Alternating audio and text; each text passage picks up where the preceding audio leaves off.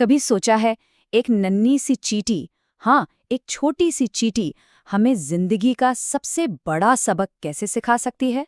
आज हम एक ऐसी ही सरल सी कहानी के जरिए एक बहुत शक्तिशाली संदेश को समझने वाले हैं। तो चलिए शुरू करते हैं। कहानी में आगे बढ़ने से पहले जरा इस सवाल पर सोचते हैं। आत्मसंदेह यानी सेल्फ डाउट है ना, एक अजीब सी चीज, एक दीवार की तरह जो हम सब के सामने कभी ना कभी खड़ी हो ही जाती है। तो भाई इस दीवार को तोड़ें कैसे? ये कहानी शायद हमें इसका जवाब दे। तो मिलवाते हैं आपको हमारे कहानी के हीरो से। अनमोल, उम्र बस 10 साल, पर खेलों में भाई चैंपियन है। लेकिन अब उसके सामने एक ऐसी चुनौती आ रही है जो सच में उसकी काबिलियत का इम्तिहान लेने वाली है। तो देखिए, अनमोल कोई नया खिलाड़ी नहीं है। वो 10 साल का है, एक बेहतरीन एथलीट। स्कूल की तो न जाने कितनी रेस जीत चुका है और अब उसे चुना गया है एक बड़े इंटर स्कूल कंपटीशन के लिए। मतलब ये बहुत बड़ी बात है। ये सब याद रखना जरूरी है क्योंकि तभी हम समझ पाएंगे कि आगे जो हुआ वो कितना बड़ा था। और यहीं से कहानी में आता है एक ट्विस्ट। इतनी सारी जीत के बाद भी अनमोल के अंदर एक लड़ाई शुरू हो जाती है। कहते हैं ना, बड़े मंच का दबाव अच्छे को हिला देता है। अनमोल के साथ भी कुछ ऐसा ही हो रहा था। सिर्फ एक शब्द, घबराहट, पर इसमें बहुत गहरा मतलब छिपा है। सोचिए, इतना काबिल होने के बाद भी अनमोल घबरा रहा था। उसे ये तो पता था कि कंपटीशन बहुत टफ होगा और बस यही डर, यही घबराहट उस पर हावी होती जा रही थी। तो देखिए, यहाँ अनमोल के अंदर एक तरह की जंग चल रही थी। एक तरफ थी उसकी सारी जीत, उसकी काबिलियत, और दूसरी तरफ उसका डर, उसकी घबराहट। रेस तो ट्रैक पर बाद में होनी थी, पहली रेस तो उसे अपने दिमाग में ही जीतनी थी। तो जब अनमोल इसी सोच में डूबा हुआ था, तभी कुछ ऐसा हुआ जिसने, आप कह सकते हैं, सब कुछ बदल कर रख दिया। कहते हैं ना, प्रेरणा कहीं से भी मिल सकती है, अक्सर सबसे छोटी, सबसे अनएक्सपेक्टेड जगहों से। तो हुआ ये कि उसकी नज़र पड़ी एक छोटी सी चींटी पर। वो चींटी क्या कर रही थी? चीनी का एक दाना, जो शायद उससे भी भारी था, उसे लेकर कहीं जा रही थी। जरा इमेजिन कीजिए वो सीन, एक परेशान लड़का और एक मेहनती चींटी। ये बस एक छोटा सा लम्हा था, पर इसका असर बहुत गहरा होने वाला था। उस चींटी का सफर आसान नहीं था, बिल्कुल भी नहीं। वो चीनी का दाना लेकर दीवार पर चढ़ने की कोशिश करती और फिसलकर गिर जाती, फिर से कोशिश करती, फिर गिर जाती। ये बार बार हो रहा था, लेकिन सबसे जरूरी बात ये थी कि वो रुक नहीं रही थी।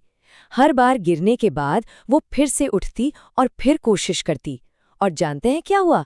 आखिर में उसकी जिद जीत गई। वो अपनी मंजिल तक पहुंच ही गई। बस यही वो मोमेंट था। चींटी की उस जिद को देखकर अनमोल के दिमाग में जैसे बत्ती जल गई। वो नज़ारा उसके लिए एक आईने जैसा बन गया। उसने खुद से सवाल किया, अगर ये नन्हा सा जीव हार नहीं मान सकता, अपनी मंजिल तक पहुंच सकता है, तो मैं क्यों हार मान लूं? और ये सिर्फ कोई हवाई ख्याल नहीं था। उस चींटी ने सच में अनमोल के अंदर कुछ बदल दिया था। उसने बस एक नज़ारा नहीं देखा था, उसने उस नज़ारे से जिंदगी का एक बहुत बड़ा सबक सीख लिया था।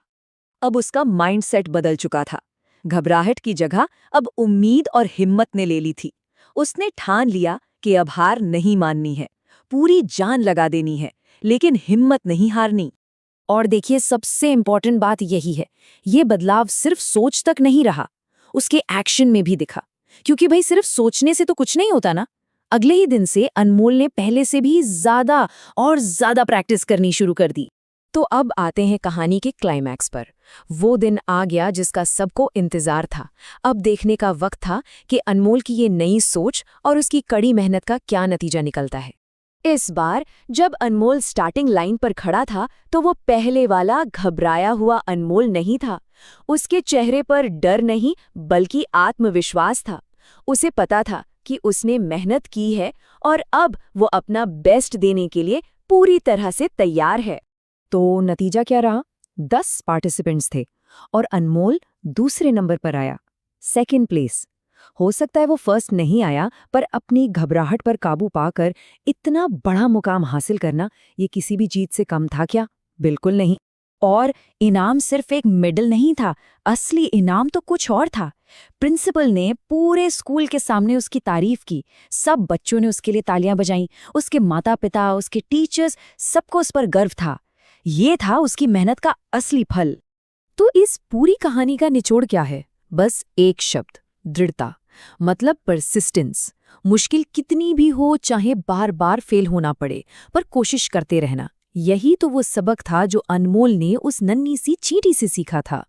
अब आखिर में एक सवाल जो हम सबको सोचना चाहिए।